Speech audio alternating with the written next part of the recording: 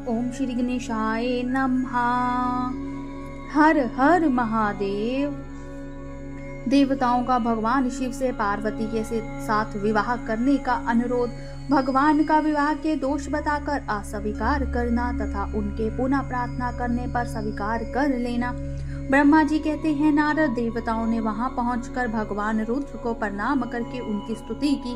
तब नंदकेश्वर ने भगवान शिव से उनकी दीन बंधुता एवं भक्त वत्सलता की प्रशंसा करते हुए कहा, प्रभु देवता और मुनि संकट में पड़कर आपकी शरण में आए हैं, सर्वेश्वर आप उनका उद्धार करें।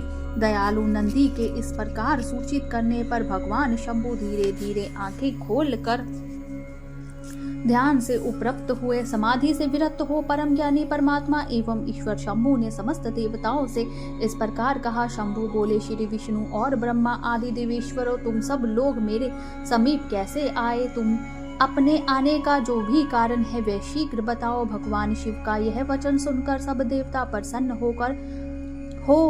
कारण बताने के लिए भगवान विष्णु के मुख की ओर देखने लगे। तब शिव के महान भक्त और देवताओं के हितकारी श्री विष्णु मेरे बताए हुए देवताओं के महत्तर कार्यों को सूचित करने लगे। उन्होंने कहा, शंभु तारकासुर ने देवताओं को अत्यंत अद्भुत एवं महान कष्ट प्रदान किया है, यही बताने के लिए सब देवता यहाँ आए हैं। भगवान आपकी ओर से पुत्र से ही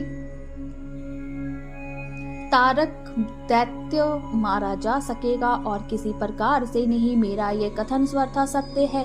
महादेव, इस प्रकार विचार करके आप कृपा करें। आपको नमस्कार है। स्वामी तारकासुर के द्वारा उपस्थित किए गए इस कष्ट से आप देवताओं का उद्धार कीजिए। देव शंभु, आप दाहिने हाथ से गिरिजा का पानी ग्रहण करें।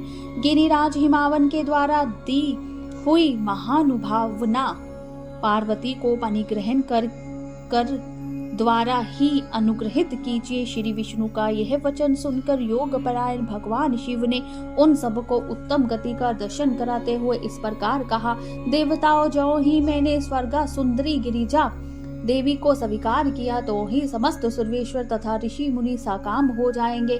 फिर तो वे परमार्थ पथ पर चलने में समर्थ ना हो सकेंगे। दुर्गा अपने परिग्रहण मात्र से ही कामदेव को जीवित कर देगी। विष्णु, मैंने कामदेव को जलाकर देवताओं का बहुत बड़ा कार्य सिद्ध किया है। आज्ञा, आज से सब लोग मेरे साथ सुनिश्चित रूप से निष्काम होकर रहें। देवताओं, जैसे मैं हूँ उसी तरह तुम सब लोग पृथक पृथक रहकर कोई विशेष प्रयत्न किए बिना ही अत्यंत दुष्कर एवं उत्तम तपस्या कर सकोगे। अब उस मदन के ना होने से तुम सब देवता समाधि के द्वारा परमानंद का अनुभव करते हुए निर्विकार हो जाओ, क्योंकि काम नरक की ही प्राप्ति कराने वाला है। काम से क्रोध होता है, क्रोध से मोह होता है और मोह से तपस्या नष्ट होती है। अतः तुम सभी श्रेष्ठ देवताओं को काम और क्रोध का परित्याग कर देना चाहिए। मेरे इस कथन को कभी अन्यथा नहीं मानना चाहिए। ब्रह्मा जी कहते हैं, नारद वृषभ के चिन्ह से युक्त ध्वजा धारण करने वाले भगवान महादेव ने इस प्रकार की बातें सुनाकर ब्रह्मा विष्णु देवताओं तथा मुनियों को निष्काम धर्म का उपदेश दिया। तदनंतर भगवान शंभु पुनः ध्यान लगाकर चुप हो गए और पहले की ही भांति प्राशदों से घिरे हुए सुस्थिर भाव से बैठ गए। वे अपने मन में ही स्वयं आत्म स्वरूप निरंजन निराभास निर्विकार निरामय परात्पर नित्य ममता रहित निर्विग्रह शब्दातीत निर्गुण ज्ञान गमय एवं प्रकृति से पर परमात्मा का चिंतन करने लगे। इस प्रकार परम स्वरूप का चिंतन करते हुए वे ध्यान में स्थित हो गए। बहुत से प्राणियों की सृष्टि करने वाले भगवान शिव ध्यान करते करते ही परमानंद में निमग्न हो गए। श्री हरि एवं इंद्र आदि देवताओं ने जब परमेश्वर शिव को ध्यान मगन देखा तब उन्होंने नंदी की स्मृति ली। नंदी ने पुनः दीन भाव से स्तुति करने के लिए कहा। उनकी इस सम्मति के अनुसार देवता स्तुति करने लगे। वे बोले, देव देव महादेव करुणा सागर प्रभु, हम आपकी शरण में आए हैं। आप महान क्लेश से हमारा उद्धार कीजिए।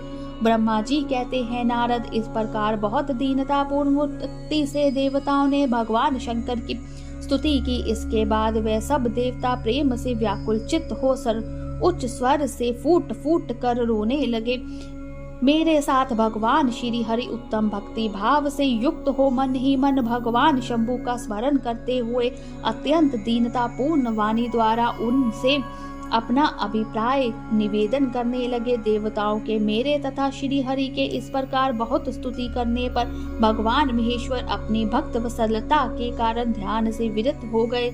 उनका मन अत्यंत प्रसन्न था। वे भक्त वत्सल शंकर श्री हरि आदि को करुणा दृष्टि से देखकर उनका हर्ष बताते हुए बोले, विष्णु ब्राह्मण तथा इंद्र आदि देवताओं, तुम सब लोग एक साथ यहाँ किस अभिप्राय से आए हो? मेरे सामने सच सच बताओ।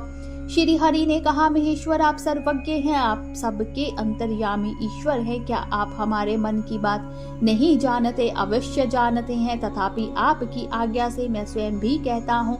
सुखदायक शंकर, हम सब देवताओं को तारकासुर से अनेक प्रकार का दुख प्राप्त हुआ है, इसीलिए देवताओं ने आपको प्रसन्न किया है। आपके लिए ही उन्होंने गिरिराज हिमालय से शिवा की उत्पत्ति कराई है। शिवा के गर्भ से आपके